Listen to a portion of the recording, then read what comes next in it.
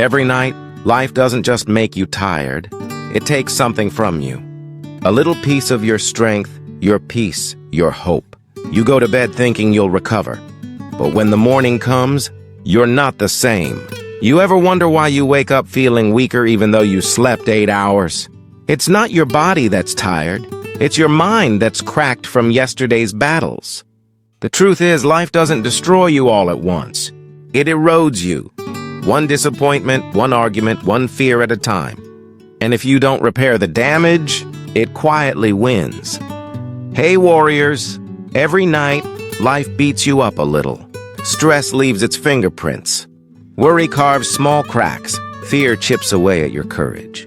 Disappointment slowly wears you down like water against stone. And when you wake up the next morning, your mind isn't broken, but it's damaged. Most people never notice it. They just push through, wondering why every day feels heavier than the last.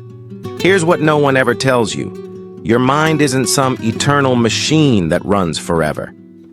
It's a house, your most sacred home. And every single day, that house takes damage. A storm passes through. The foundation shifts. The walls get scratched. The roof wears thin. And if you don't repair it, if you keep ignoring the cracks, one day the whole thing collapses. The ancient Stoics understood this truth better than anyone. They weren't gentle philosophers sipping wine and talking theory. They were men forged in chaos.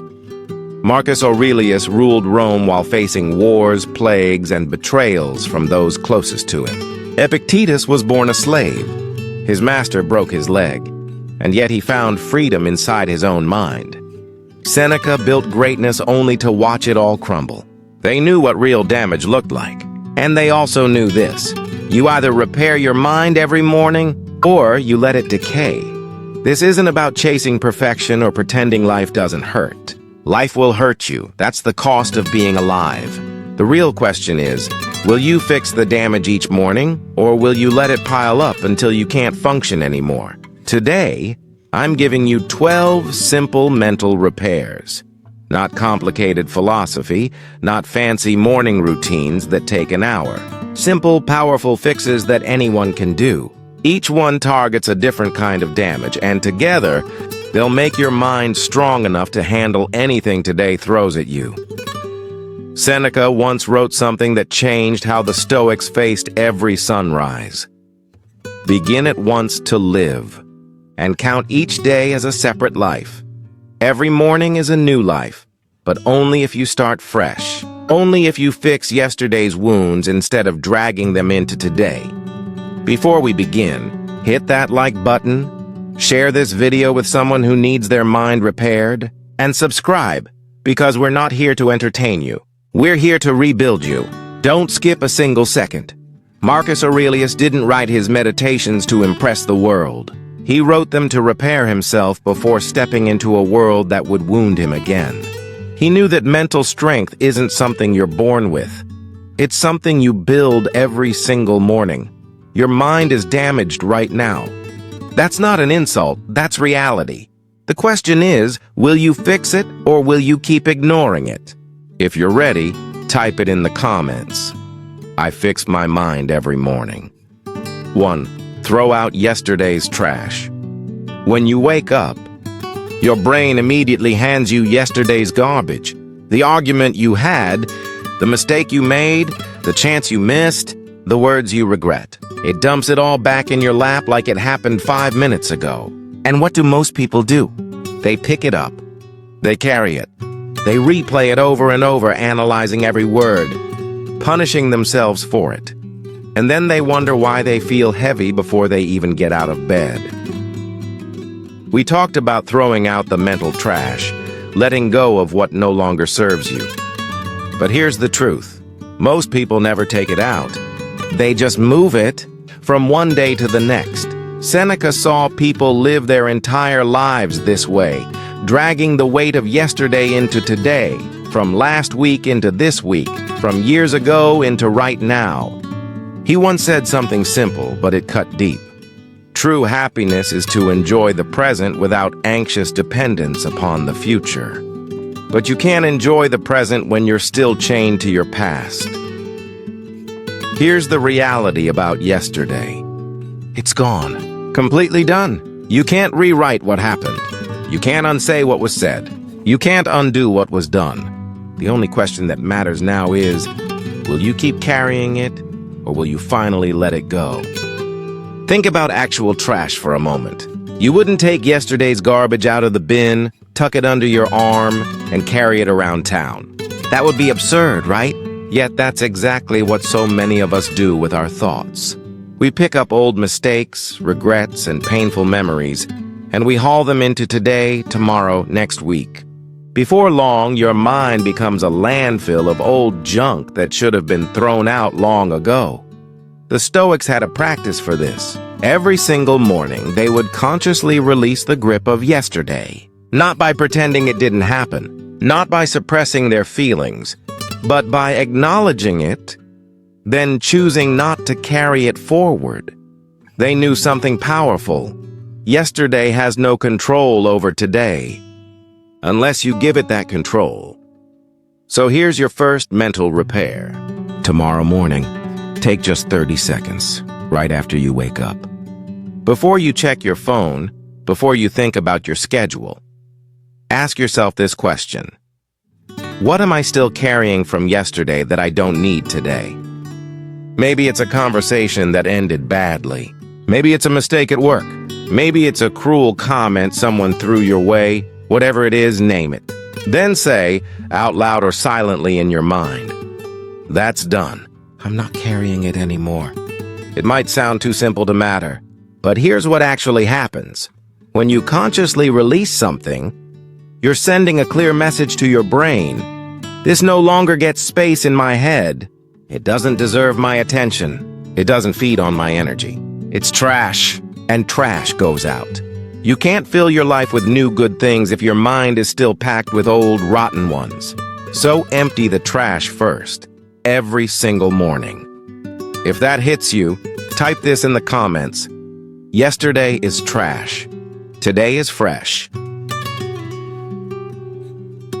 2. Check your foundation first.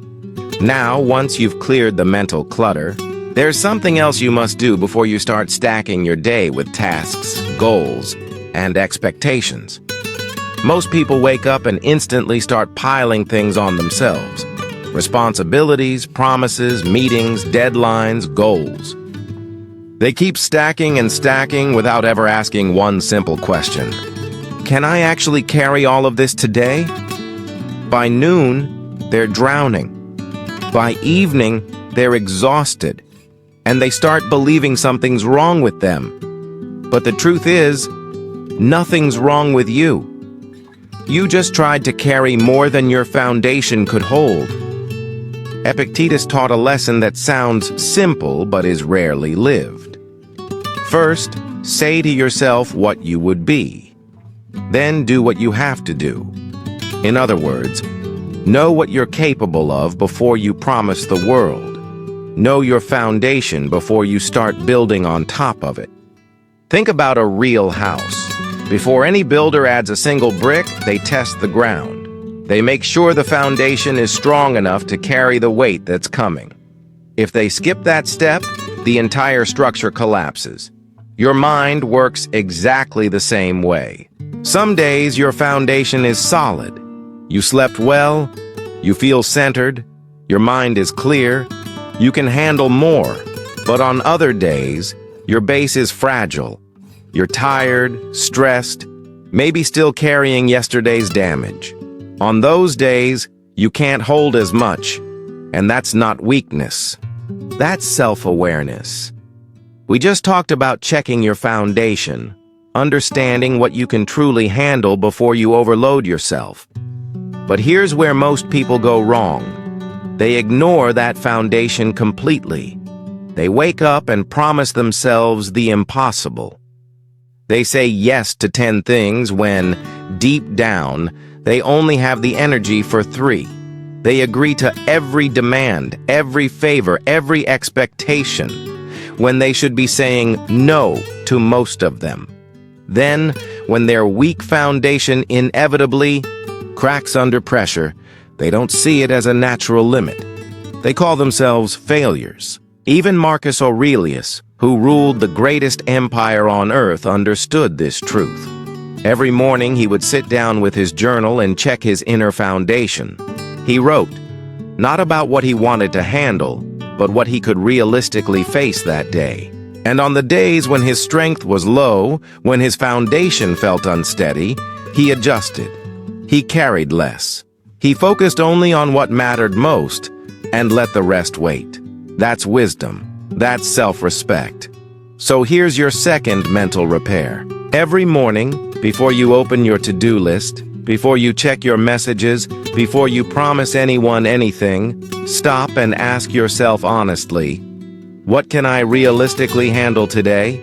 Not what will make you look productive, not what will impress others, not what you wish you could handle, but what you can actually carry without collapsing. Maybe today you can tackle one big task. Maybe it's 3 small ones. Or maybe today isn't a day for building. It's a day for maintenance. A day to hold things steady and protect your peace. And that's perfectly fine. It's far better to do a few things well than to do everything badly and hate yourself by sunset. The Stoics were never superhuman. They simply knew their limits and respected them. They built only what their foundation could support.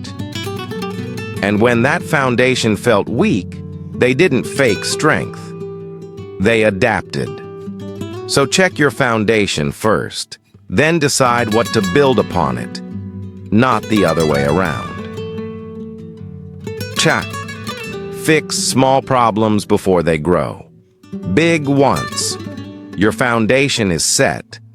There's another kind of repair you must do, one that most people overlook until it's too late. It starts with something tiny, a small worry in the back of your mind. Nothing major, just a quiet thought, a conversation you need to have, a bill you need to pay, a decision you keep postponing. You tell yourself you'll deal with it later, when you have time. But days pass, and that little worry starts to grow. It gets louder. It takes up space in your thoughts. Now it's no longer a small issue. It's background noise you can't escape. And the worst part? You still ignore it. Until one day, it's no longer small. It's massive. It's overwhelming. And suddenly, you're drowning in something that could have been fixed in 5 minutes if you'd just faced it earlier. Marcus Aurelius understood this better than anyone. He wrote, "Confine yourself to the present. Not because the past and future don't matter, but because right now is where you have power. Right now is when problems are still small enough to fix. Think of it like a crack in a wall. When it first appears, it's barely visible. You can seal it in seconds, but if you ignore it, rainwater seeps in. The crack widens, deepens, and spreads until, eventually, the entire wall collapses. Fixing a collapsed wall takes 100 times more effort than sealing a tiny crack. Your mind works the same way. A small worry is a crack. A small fear is a crack. A small doubt is a crack. If you address it early, it's easy to repair.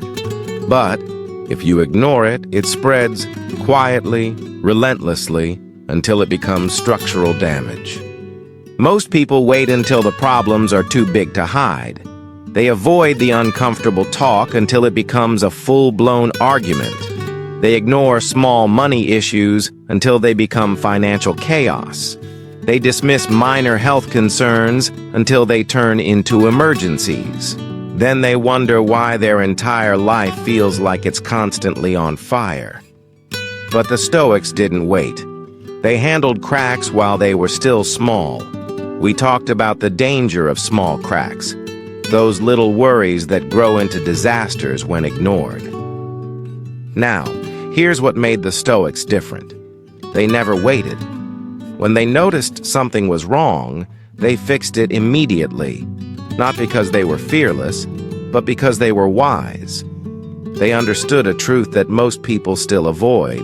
Small problems, when repaired early, stay small. But small problems ignored, they grow into giants that devour your peace. So here's your third mental repair. Every morning, identify one small problem. Just one. Something that's been quietly nagging at you. That conversation you've been avoiding, that bill you've been pretending doesn't exist, that decision you keep postponing. It's not huge yet, but it's cracking your peace of mind. Then fix it today, not tomorrow. Not next week, today. Make that phone call you've been putting off. Send that message you've been afraid to send. Pay the bill that's been sitting on your desk for days. Have the conversation that's been eating at you inside. Whatever it is, deal with it while it's still small. Because here's the thing. Big problems demand big, painful solutions.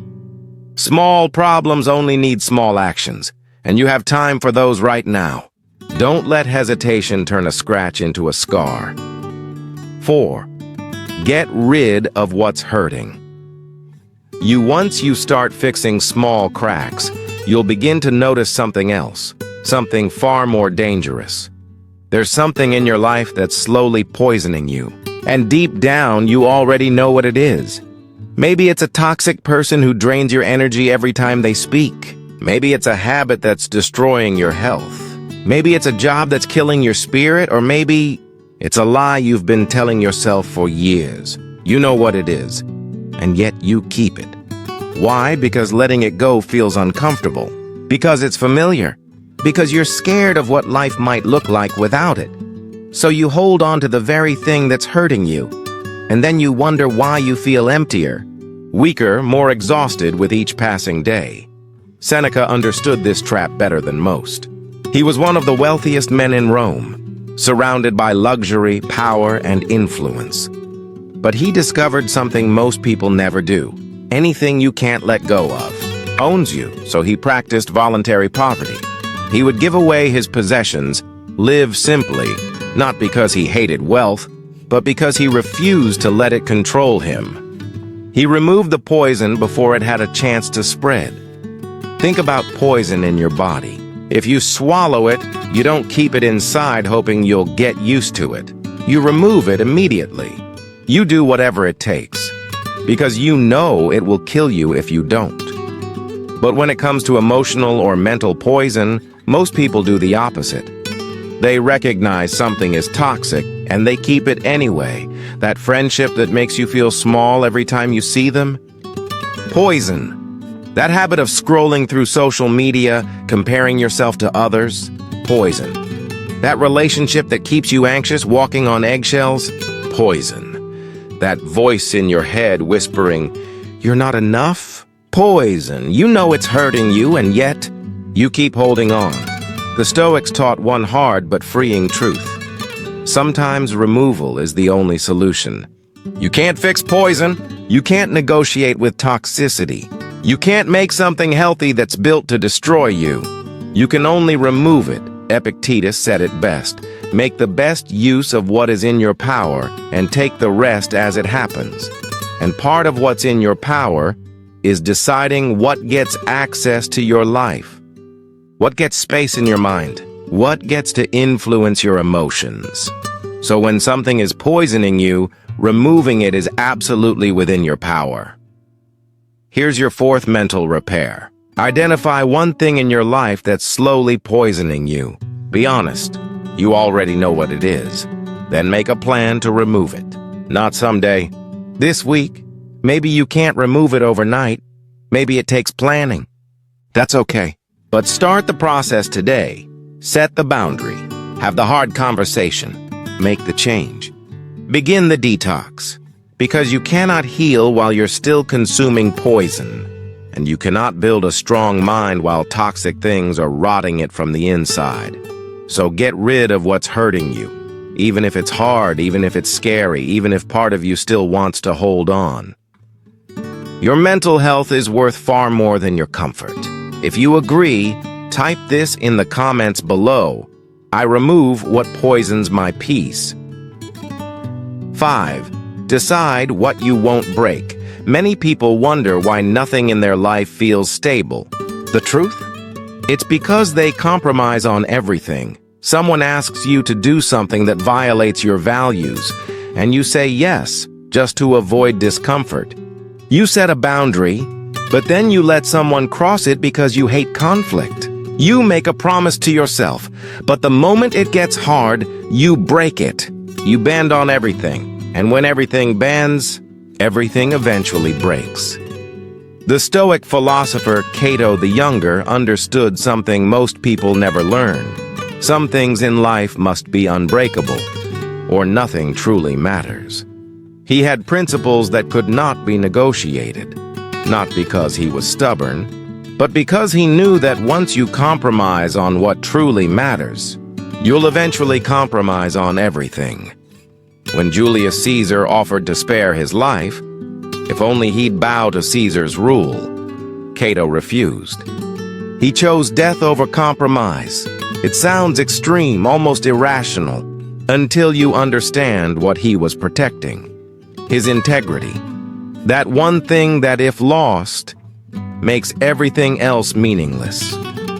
He would rather die with his principles intact than live a life that betrayed them. Now you might never face a choice between life and death, but you face smaller versions of that same test every single day. Every time you betray your own word, you teach your mind that your word means nothing. Every time you let someone cross your boundary, you tell yourself that your boundaries are optional. Every time you compromise your values, you weaken the structure that holds your entire life together. Think about a building. It has load-bearing walls. They hold everything else up. The floors, the roof, the weight of the whole structure. If those walls crack, the building collapses. You can repaint the walls. You can move the furniture. You can redesign the rooms. But if the foundation walls give in, nothing stands. Your principles are those load-bearing walls. They hold up your self-respect, your relationships, your peace of mind, your purpose, your mental health, and every time you compromise them, you're cracking one of those walls. So here's your fifth repair. Each morning, decide on 3 things you absolutely will not compromise on today. Not goals, not guidelines, non-negotiables. Maybe it's this. I will not lie, even if the truth makes me uncomfortable. I will not skip my workout, no matter how I feel. I will not let anyone disrespect me, even if it causes conflict. Whatever they are, write them down. Say them out loud. Make them real. Because when the day tests you, and it will test you, you already know your answer. There's no debate. No, just this once. The wall doesn't bend. Marcus Aurelius lived by one simple rule that guided everything he did. Waste no more time arguing about what a good man should be. Be one. He didn't debate his values. He embodied them, unbreakably. So decide what you won't break. And then don't break it. Not today. Not ever. 6. Let the pressure out once your principles are set. There's something else that often goes unnoticed. The pressure inside you. You've been holding everything in. The stress, the anger, the fear, the truths you're too afraid to say, the emotions you're too proud to admit. You bottle it all up, thinking that's strength, thinking that's control, but it isn't. It's a pressure cooker, and pressure cookers explode. Even Marcus Aurelius, the ruler of the most powerful empire on earth, understood this truth. He had to look strong, calm, composed in front of his people, his generals, his enemies. But he knew something vital. If you don't release the pressure, it will destroy you from the inside. So every morning he turned to his private journal, not as an emperor, but as a man. He poured out his brutal truths, real fears, and honest struggles. He wrote to let the pressure out before it broke him. He knew the secret. Release the pressure before it tears you apart. Think about it like this. Imagine a sealed container. You fill it with heat, with tension, with pressure. But there's no release valve. What happens? It doesn't get stronger by holding it all in. It bursts. Your mind works the exact same way. That conversation you need to have, but keep avoiding? Pressure building. That emotion you keep burying because you think showing it makes you weak? Pressure building. That truth you're hiding because you're afraid of what others might think? Pressure building. And every single day you keep it locked inside, the pressure climbs a little higher. Until one day, something small, something meaningless, triggers an explosion. You snap, you lash out, you collapse. Not because of that tiny moment, but because of everything you've been holding in. Here's what most people believe. If I can just hold it together long enough, the pressure will fade on its own. But it never does. Pressure doesn't disappear. It only has two paths. It's either released in a controlled way, or it explodes in a destructive way. There's no third option. The Stoic teacher Epictetus taught his students a lesson that sounded uncomfortable but was deeply freeing. If you want to improve, be content to be thought foolish and stupid. You know what that means in real life? Say the uncomfortable thing. Admit the truth, even if it makes you look weak. Let the pressure out, even if it's messy, even if it's not elegant. Because holding it in to look strong doesn't make you strong. It slowly crushes you from the inside. So here's your sixth repair. Every morning, release one piece of pressure. It could be something small. Say one uncomfortable truth, either to yourself or to someone else. Maybe it's admitting, I'm overwhelmed and I need help. Maybe it's telling someone, what you said yesterday hurt me. Maybe it's confessing to yourself, I'm scared, and I don't know what I'm doing. Or maybe it's finally having the conversation you've been avoiding for weeks. It doesn't have to be dramatic. It just has to be honest. You're not trying to solve everything. You're not fixing the whole world. You're simply letting a little pressure escape before it destroys you. Strong people don't keep everything bottled up. Strong people know when to let the pressure out before it breaks them. There's a massive difference between emotional control and emotional suppression. One keeps you balanced. The other keeps you teetering on the edge of collapse. So let the pressure out, not because you're weak, but because you're wise enough to understand what happens when you don't. 7. Have a backup plan now. Once you've learned to release pressure, there's another thing that will save your sanity: a backup plan. Most people live as if nothing will ever go wrong. And that's exactly why, when life does go wrong, they completely fall apart.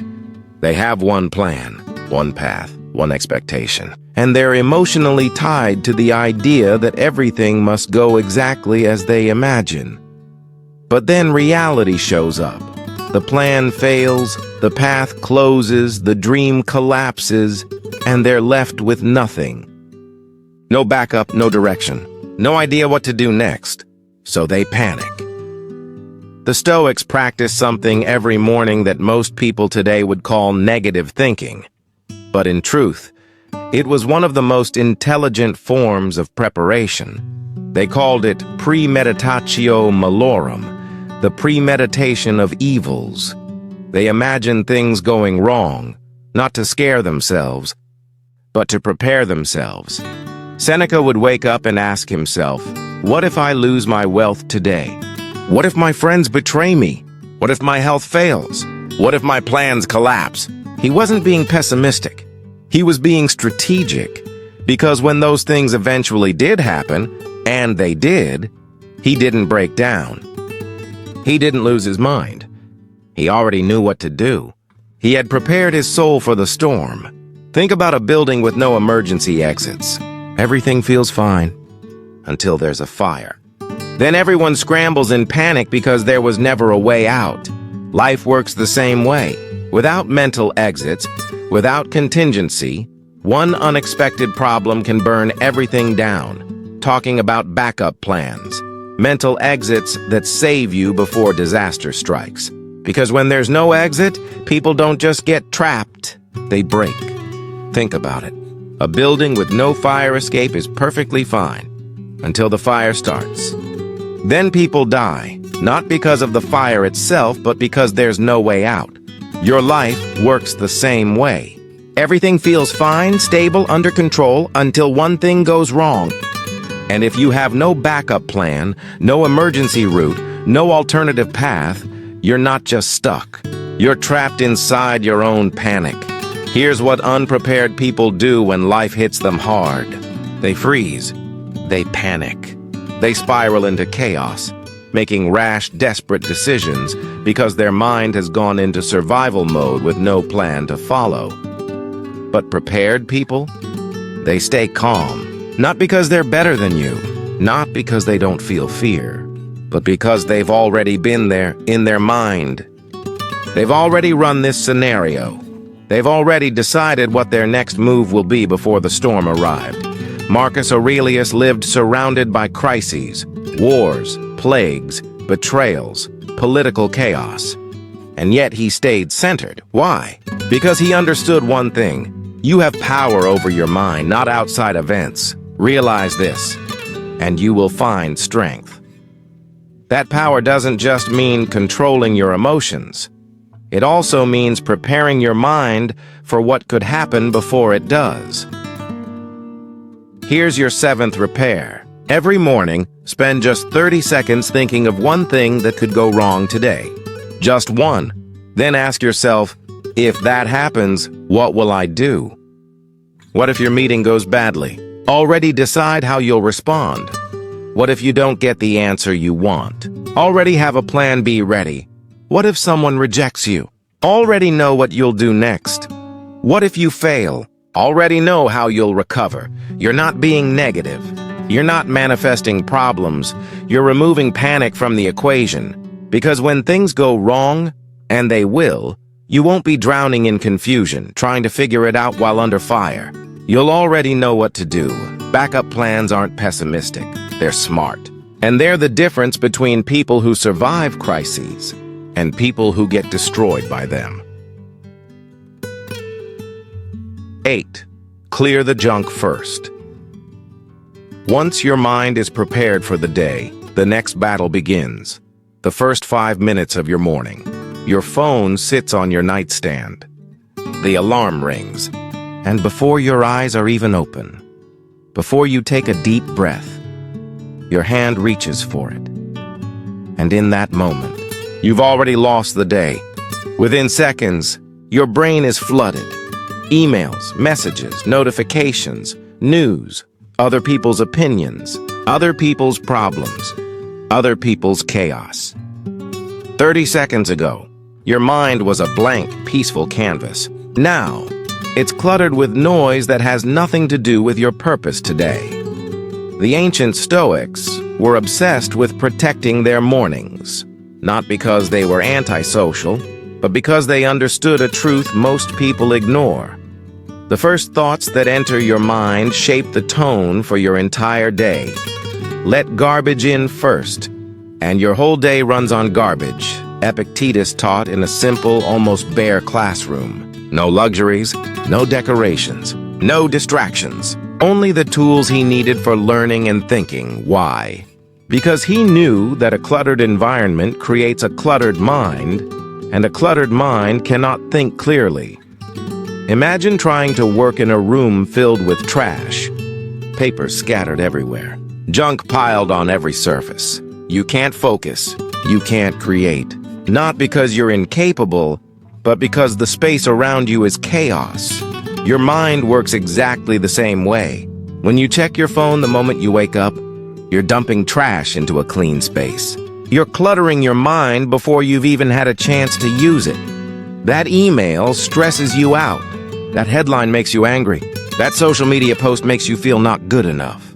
And now, before you've even left your bed, your day begins with stress, anger, and inadequacy. Not because something bad actually happened to you, but because you voluntarily consumed other people's chaos. Here's what most people never realize. You don't have to let the world rush into your head every morning. You have a choice. You can protect your morning mind. Keep it clear, keep it focused, and fill it with what matters to you. Or you can hand it over to whoever screams the loudest on your phone. 8. Your 8th repair. Guard the first 30 minutes. For the first 30 minutes after you wake up, your mind should belong to you and no one else. That means no phone, no news, no social media, no emails, and no voices from the outside world. Just you. At first, this will feel uncomfortable, almost unnatural. Your brain will whisper, "You're missing something important." But you're not. What you're really doing is giving yourself 30 minutes where your thoughts are completely your own. 30 minutes where your mind is clear, where you can actually think instead of instantly reacting. Think about how rare that is. When was the last time you woke up and didn't immediately absorb someone else's noise? Use those 30 minutes however you wish, but use them intentionally. Sit in silence. Reflect on your life. Plan your day. Stretch. Read something meaningful. Step outside and breathe in the morning air. It doesn't matter what you do as long as it's yours, not borrowed from someone else's chaos, because the world will eventually demand your attention. It'll fill your head with noise, with demands, with distractions. That's inevitable, but it doesn't get access first. Not when your mind is at its calmest, clearest, and most powerful. That sacred time belongs to you. Write this down as a declaration. I protect my morning from noise. 9.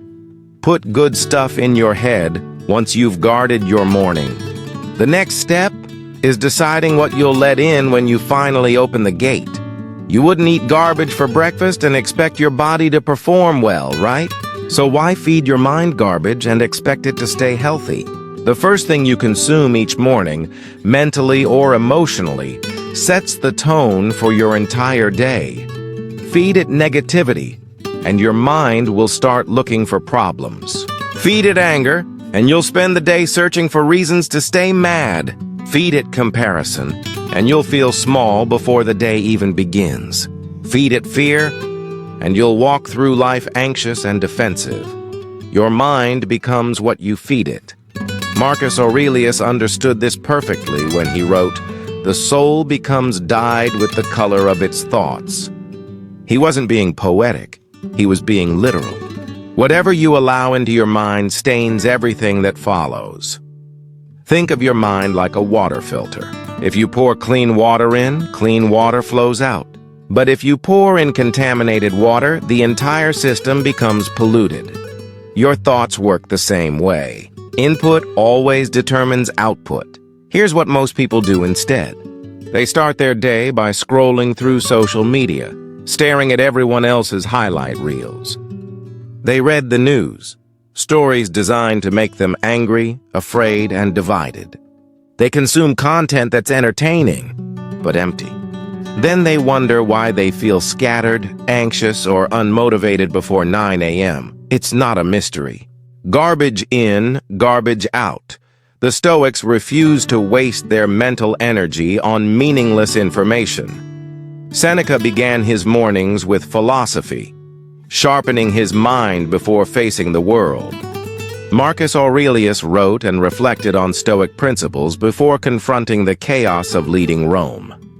Epictetus focused on teachings that made him stronger, not weaker.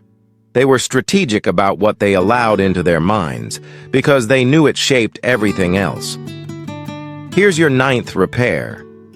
The very first thing you read, listen to, or watch each morning should be something that makes you better. Not just entertained, better.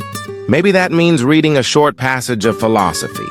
Maybe it's listening to an educational podcast. Maybe it's watching something that inspires you to grow or think deeply.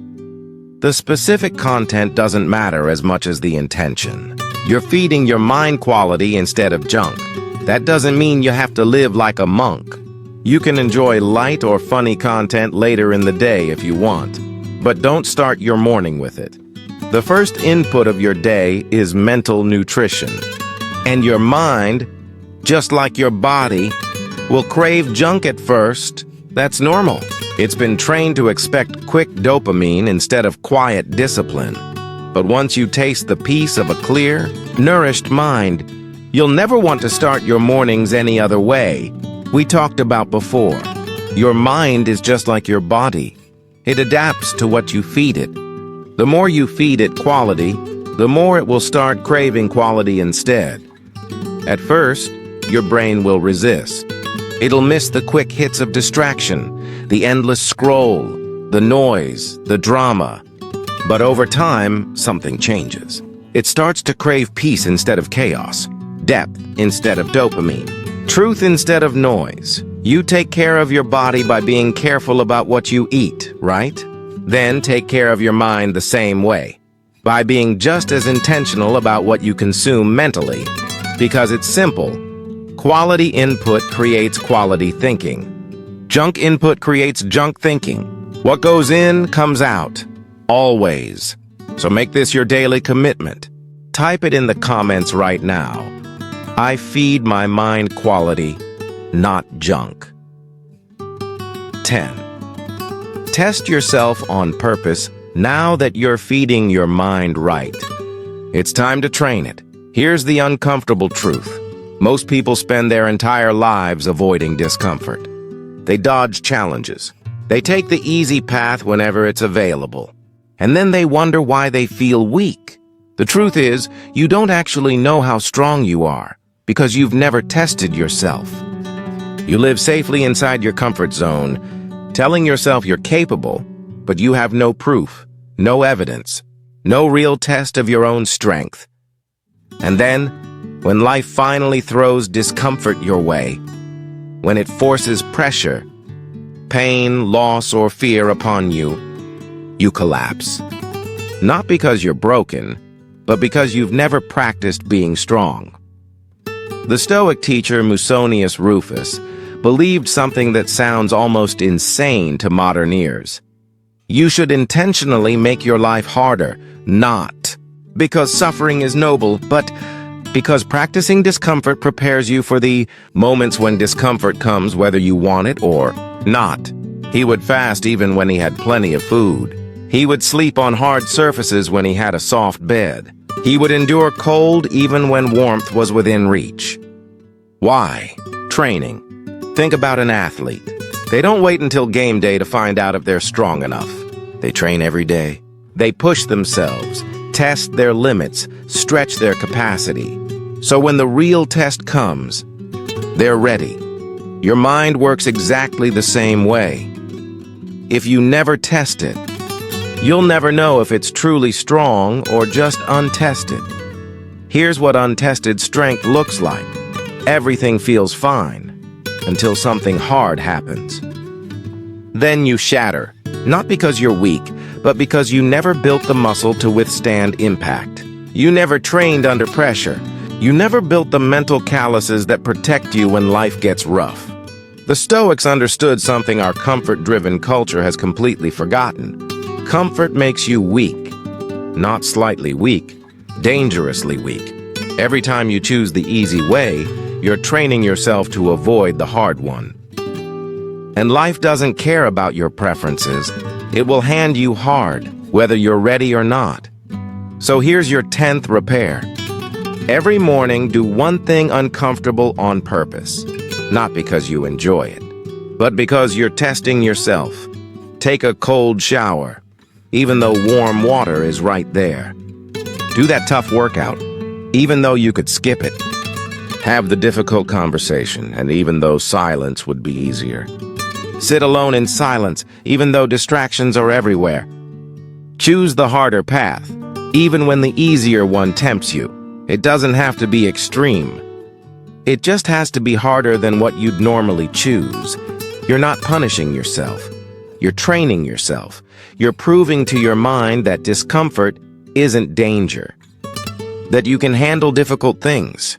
That when life tests you, you'll be ready. Epictetus said it best. Difficulties show what men are made of. But here's the key.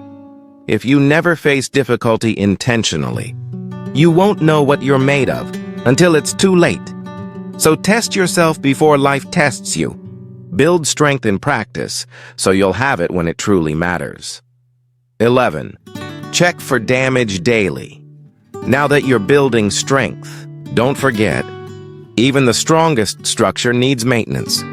Most people ignore small cracks until they turn into disasters.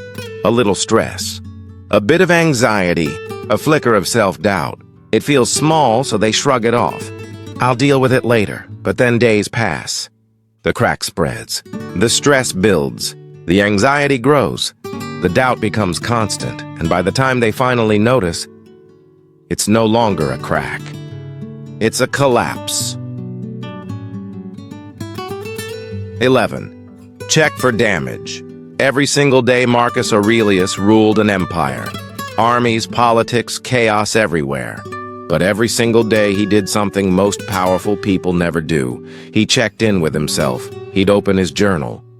He'd write his thoughts down. He'd look inward, quietly examining his emotions and mental state. Not because he was weak, not because he doubted himself, but because he knew this truth: small damage caught early is easy to fix. Small damage ignored becomes catastrophic. Think about a car. You wouldn't drive it for years without checking the oil, the tires, or the engine, right? You perform maintenance, not because the car is broken, but because you know that small issues left unattended turn into expensive, time-consuming repairs. Your mind works exactly the same way. It needs regular maintenance, but most people never do it. They just keep driving, ignoring the warning lights, pretending everything's fine until the engine finally blows. Here's what most people do instead of maintenance. They wait for crisis. They ignore the small warning signs, the sleepless nights, the constant tension, the creeping anxiety. They say, "I'll deal with it later."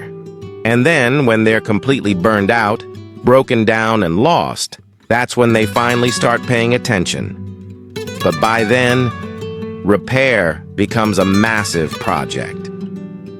Fixing a total breakdown takes months, sometimes years. Meanwhile, daily maintenance takes minutes. The Stoics understood this better than anyone. They practiced daily self-examination, not to judge themselves harshly, not to feel guilt or shame, but to catch problems early. Seneca did this every evening.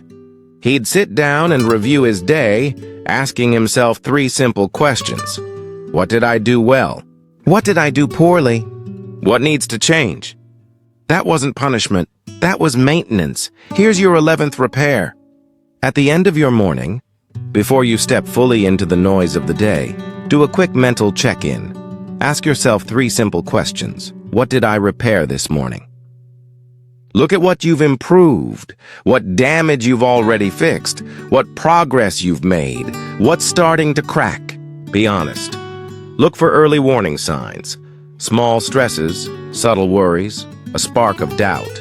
Catch them while they're tiny. What needs attention today? Identify one thing, just one, that needs maintenance. A small behavior, a weak spot, a problem starting to grow. This takes 2 minutes, maybe less. But those 2 minutes can prevent a breakdown that might take months to recover from. Because when you catch damage early, repair is simple. When you ignore it until it's massive, repair becomes overwhelming. Most people only pay attention to their mental health when they hit crisis mode. That's like only checking your car when it breaks down on the highway. By then, it's too late. You're stranded. You're stuck. You're in emergency mode. Do maintenance. Check for damage. Catch problems early, not because you're paranoid, but because you're smart. 12. Build something that lasts. Once you've learned to maintain your inner strength, here's the next step. Build something that actually lasts. Everything you're stressed about right now is temporary. That email that's bothering you, it won't matter next week. That meeting you're dreading, you'll forget it in a month. That problem that feels enormous today, it'll be irrelevant a year from now. You're spending your energy, your peace, your life on things that won't last. And that's why you often feel empty. Marcus Aurelius understood this on a level few ever reach. He was the most powerful man in the world, and yet he knew his power was temporary. his empire would fade. His decisions would be forgotten. Even his name one day would mean nothing. So he focused on the one thing that could last: his thoughts. He wrote them down every morning. Not for fame, not for attention, not for history books. He wrote for permanence. And 2,000 years later, his words still guide millions. That's what lasts. Think about your own mornings. You wake up. You dive straight into emails. You respond to messages. You handle other people's problems. You put out fires that don't even belong to you. You spend your mental energy managing temporary noise instead of building something timeless. But imagine if you started your day like Marcus did. Focused, intentional, creating something that could outlast the noise. That's where real meaning begins. 12. Build something that lasts. You can work yourself to exhaustion every single day, chasing deadlines, solving problems, staying busy, and still leave this world empty-handed. But when you dedicate yourself to permanent work, to something that has meaning beyond the moment, you don't just live, you leave a mark. Seneca wrote letters that people still read today. Epictetus taught lessons that continue to guide minds centuries later. Marcus Aurelius wrote reflections that still strengthen hearts thousands of years after his death. They all built things that outlasted their bodies, their empires, and their time. And that's what truly matters. You don't have to write philosophy. You don't need to be famous or leave your name in history books. But you must create something that lasts longer than today. Something that builds. Something that matters beyond your morning to-do list. Here's your 12th repair. Every morning, do one thing that creates something lasting. Not consumption. Not reaction. Creation. Maybe you write something. A single paragraph. A simple journal entry that helps you think clearly. Maybe you teach someone a valuable lesson. Something they'll carry with them for life. Maybe you build a skill that compounds with time. Maybe you create something with your hands, a small but tangible piece of work that still exists after today, or maybe you help someone in a way that quietly changes their direction. It doesn't have to be grand. It just has to be permanent, something that, if you did it every morning for a year, would result in something real, something built, something lasting. Epictetus once said, "Don't explain your philosophy. Embody it." Your life is your philosophy. And if your life is spent chasing temporary things, then your philosophy is this: nothing really matters. But if you build something permanent every single day, then your philosophy becomes, I was here. I mattered. I built something that lasts. So tomorrow morning, before you dive into urgent emails or daily noise, ask yourself this question: what am I building today that will still exist next year? Then, build that first, and leave this declaration in the comments. I build something lasting every day. Final repair. Repair yourself. Daily, your mind breaks a little every day. That's not a flaw. That's life. Life wears you down. Stress cracks you. Worry erodes your peace. Failure leaves marks. That's the cost of being alive and trying. The difference between those who thrive and those who barely survive isn't that strong people never get damaged. It's that they repair the damage every single morning before it piles up, before it becomes too much, before they collapse under the weight of everything left unhealed. These 12 repairs are simple. Not easy, but simple. Throw out yesterday's trash. Check your foundation. Fix. Small problems early. Remove what's poisoning. You. Decide what you won't compromise. Let the pressure out. Have backup plans clear. The junk first. Feed your mind quality. Test yourself on purpose. Check for damage daily. And finally, build something that lasts. The Stoics weren't superhuman. They faced the same damage you do, probably worse. They endured wars, slavery, exile, betrayal, and death. But they understood something most people never learn. You either repair your mind every morning, or you let it crumble. You don't have to do all 12 tomorrow. Start with 3. The 3 that hit hardest. The 3 your mind needs most. Master those. Then add more when you're ready. Your mind is worth repairing. You are worth the effort, and every single morning is a new chance to fix what's broken before it breaks you. If this video helped you, hit that like button right now. Comment below, "I fix my mind every morning," and share this with someone whose mind is breaking, someone who needs to be reminded that they can rebuild. Subscribe, because we're not here just to entertain you. We're here to rebuild you. Marcus Aurelius wrote every morning because he knew one eternal truth. You have power over your mind, not outside events. So use that power. Repair your mind. Rebuild yourself. And tomorrow morning, start the repairs. Your mind is waiting.